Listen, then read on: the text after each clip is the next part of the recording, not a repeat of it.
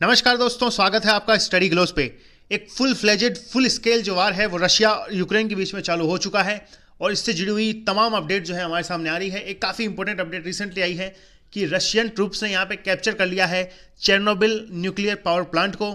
समझेंगे इस वीडियो में हम इस चेर्नोबिल न्यूक्लियर पावर प्लांट की हिस्ट्री को, क्या था वो इंसिडेंट और ये क्यों न्यूज़ में आया है फिर से, और अब नई जो अपडेट है इस वार को लेके वो हमारे सामने क्या आ रही है। काफ़ी कुछ आपको जानने को मिलेगा इस वीडियो में।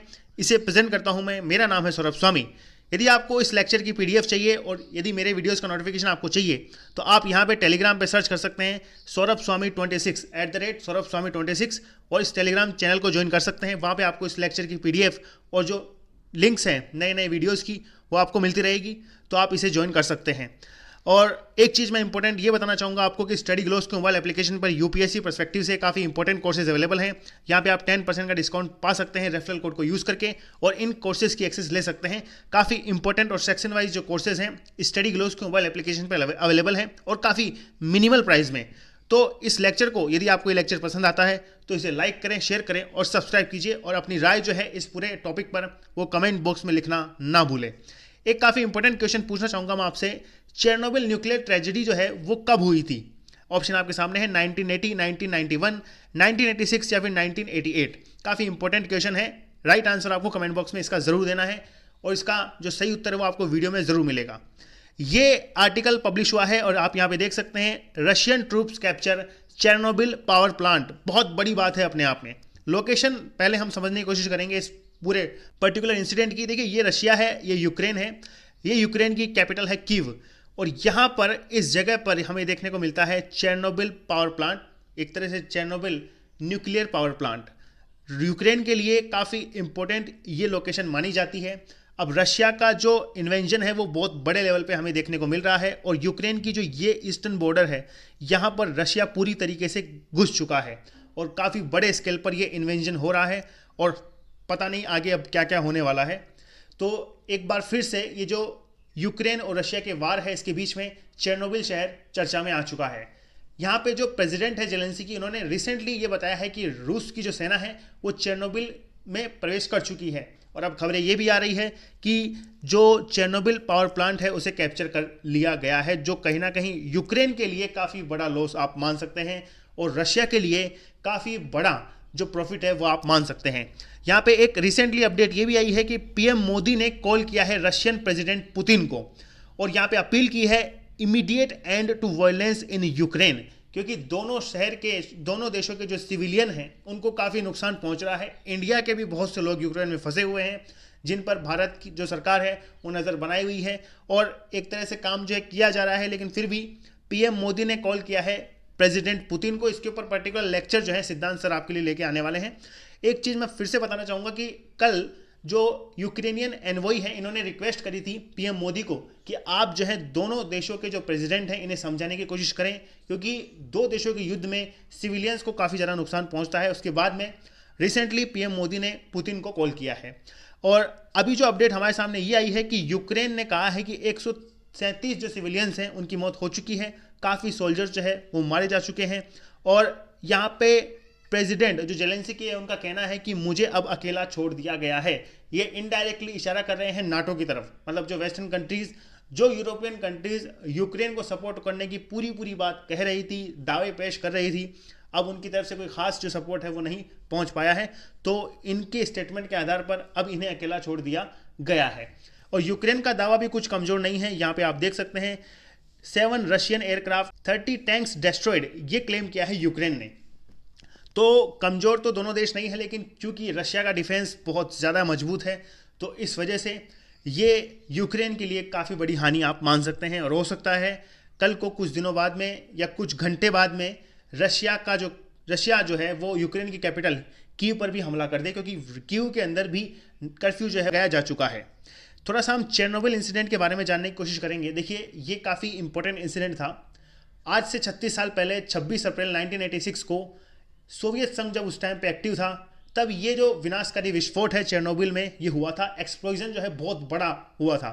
आपको पता है 1991 में यूएसएसआर डिवाइड हुआ था और तब यूक्रेन जो है उस यूएसएसआर से अलग हुआ था, मतलब रशिया से ये अलग हो चुका था। लेकिन उससे पहले की ये घटना है 1986 की, तो हमारा जो सही उत्तर होगा वो होगा 1986। इस हादसे की जो भयावहता है वो इतनी खतरनाक है कि विस्फोट के कुछ ही घंटों में वहीं पे 32 मजदूरों की मौत हो गई थी। और इसके अलावा ये जो परमाणु विकिरण है इनका बहुत इम्पैक्ट हुआ और बहुत से लोग डायरेक्टली झुलस गए। देखा जाए तो ऐसा कहा जाता है कि 5,000 से ज़्यादा लोगों की इस पर्टिकुलर इंसिडेंट में मौत हुई थी। तो ये सब चीज़ें हमारे सामने आती है। अच्छा, इसकी लोकेशन आप यहाँ पे एक्सप्लोजन का जो लोकेशन है वो आप यहाँ पे देख सकते हैं।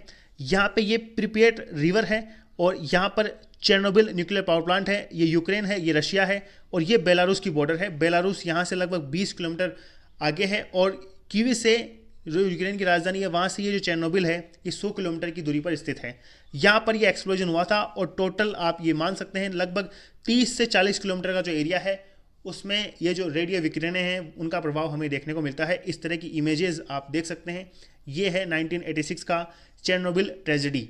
बहुत भयावह जो घटना है आप मान सकते हैं। इससे पहले जो परमाणु इंसिडेंट है वो हिरोशिमा और नागासाकी के बारे में आपने जरूर सुना होगा, लेकिन ये जो इंसिडेंट है ये भी काफ़ी इंपॉर्टेंट इंसिडेंट माना जाता है न्यूक्लियर हिस्ट्री के अंदर। देखिए, इस पावर प्लांट की यूनिट फर्स्ट का जो प्रोडक्शन है वो 1970 में शुरू हुआ और जबकि जो यूनिट सेकंड है उसका निर्माण 1977 में हुआ। 1983 में यूनिट नंबर 3 और 4 पर जो काम है वो पूरा हुआ। हादसे के वक्त जो है 2 रिएक्टर सक्रिय थे, 2 रिएक्टर जो है वो दरअसल एक्टिव थे। तो 2 रिएक्टर में ही हमें ये जो इंसिडेंट है वो देखने को मिलता है। और साथ ही रिएक्टरों को ठंडा करने के लिए ये जो प्रिपेट नदी है इसके ऊपर एक आर्टिफिशियल लेक जो है उसका निर्माण जो है वो किया गया था और जिससे रिएक्टर को ठंडा किया जा सके। और एक पाइपलाइन जो है वो रिएक्टर में जोड़ी गई थी। अब देखिए, इंसिडेंट की हम बात करते हैं। 26 अप्रैल को दरअसल एक टेस्ट किया जाना था इस न्यूक्लियर पावर प्लांट के अंदर और इस बीच में वैज्ञानिक जो है वो ये परीक्षण करना चाहते थे कि बिजली आपूर्ति बंद होने की स्थिति में ये जो रिएक्टर है उसके बाकी जो इक्विपमेंट है, जो उपकरण है वो काम करेंगे या फिर नहीं करेंगे। वो जो साइंटिस्ट है वो ये पता लगाना चाहते थे। सोवियत यूनियन के वो साइंटिस्ट थे। इस स्थिति में परमाणु टरबाइन कब तक घूमता रहेगा और बिजली की जो आपूर्ति है वो कब तक रहेगी, ये सब चीज़ें उनको जाननी थी। अब इस बिजली की मदद से रिएक्टर को ठंडा करने वाले जो कूलिंग पंप है उनकी बिजली आपूर्ति की जो रियलिटी है उसका भी अध्ययन किया जाना था। मतलब किस तरह से ये टरबाइन जो है बिजली आपूर्ति के आधार पर काम करता है, इस टाइप का एक छोटा जो एक्सपेरिमेंट है वो करा जाना था इस न्यूक्लियर पावर प्लांट में। क्या होता है कि ये जो चेर्नोबिल पावर प्लांट है इसमें एक ऑटोमेटिक स्विच लगा हुआ होता है जो किसी भी आपात स्थिति में ये जो परमाणु विखंडन है, ये जो न्यूक्लियर फिजन है उसे रोक सकता है। अब वैज्ञानिकों ने जब इसमें थोड़ी बहुत गड़बड़ी देखने को मिली तो इसे एकदम से बंद कर दिया और अचानक से रिएक्टर के अंदर ये जो न्यूक्लियर फिजन है इसकी प्रक्रिया बेकाबू हो गई, भाप तेजी से बनने लगी और रिएक्टर के अंदर प्रेशर जो है वो बढ़ गया और थोड़े समय के भीतर 2 बहुत बड़े जो विस्फोट हैं वो देखने को मिले, जिससे पूरे वातावरण को में जो रेडियो एक्टिविटी है वो फैल गई। ये जो सामग्री है वो फैल गई। 5,000 से ज़्यादा लोगों की इसमें मौत हुई थी। तो काफ़ी फेमस ट्रेजेडी ये मानी जाती है चेर्नोबिल की। तो ये है चेर्नोबिल का कुछ इंपॉर्टेंट इंसिडेंट। अब अपडेट की बात करते हैं। देखिए, रशिया ने यहाँ पे गोस्टेमल जो एयरफील्ड है उस पर कब्जा कर लिया है। ये अपडेट दिया है यूक्रेन ने। कीव का ये एक नॉर्दर्न एरिया में स्थित एयरबेस है जिस पर रूस की सेना ने कंट्रोल कर लिया है और ये काफ़ी बड़ी बात है। रशिया के लिए भी काफ़ी इंपॉर्टेंट एयरबेस ये माना जाता है।